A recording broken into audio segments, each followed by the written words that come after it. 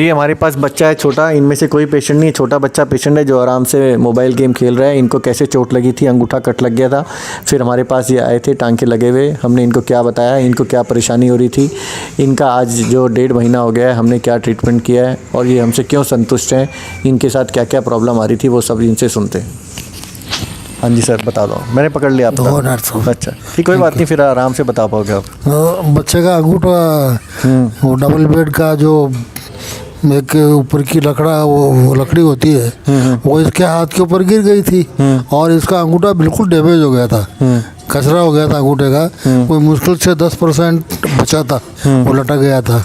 तो हम लोग घबराए, फिर वहाँ हॉस्पिटल में डॉक्टर साहब से टाँके लगवाए देवली टोंक डिस्ट्रिक्ट में। और फिर उन्होंने कहा कि आप जयपुर जाइए। तो हमारे को डॉक्टर साहब का पता चला, तो हम इनके ये आजिम आए और उस टाइम हम लोग काफ़ी निराश थे कि क्या होगा। इसकी मम्मी भी रो रही थी कि मेरे बच्चे का अंगूठा ठीक होगा नहीं होगा। डॉक्टर साहब के पास में हम रहे, डॉक्टर साहब ने ऑपरेशन किया और हम बिल्कुल संतुष्ट हैं भगवान की कृपा से। अंगूठा ही बहुत बढ़िया है, डॉक्टर साहब की कृपा तो है ही और ईश्वर की भी कृपा है। तो ईश्वर इनको, हमारी तो यही सद्भावना है कि भगवान डॉक्टर साहब इस प्रकार से और भी अपनी लाइफ में खूब अच्छे पेशेंट्स का ट्रीटमेंट करें और सारे पेशेंट यहाँ से हैं संतुष्ट होकर जावें। ऐसा लग रहा है हमें कि ईश्वर की दया से डॉक्टर जो अमित जी हैं वो खूब सेवाएं देंगे अपनी, बहुत ही बढ़िया और ट्रीटमेंट करेंगे। ये हमारी शुभकामनाएं। ठीक है, ठीक है।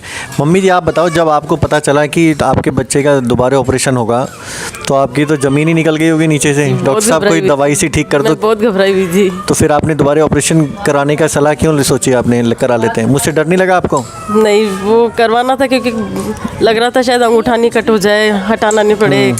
तो जब ये पेशेंट अंदर था, बच्चा अंदर था, तो आपके बाहर तो ऐसा दिल हो रहा होगा, क्या होगा? डरी हुई थी कि सब सही मेरे से मिलने के बाद फिर भी डर लग रहा था। ठीक। नहीं, सब सही हुआ उसके बाद। आप उसके बाद ठीक है, बहुत बहुत धन्यवाद। तो आपने मेरी स्टडी करी थी उससे पहले कि भाई डॉक्टर साहब? नहीं, बाद में की मैंने। पहले नहीं करी है? पहले नहीं की थी मैंने, बाद में आपके बहुत सारे वीडियो देखे। तो आप किसी को भी बता सकते हो हमारे बारे में? हाँ बिल्कुल, कोई विदाउट नहीं संकोच होके? नहीं बिल्कुल, हाँ पक्का, पूरा भरोसा है आप पे। ठीक है।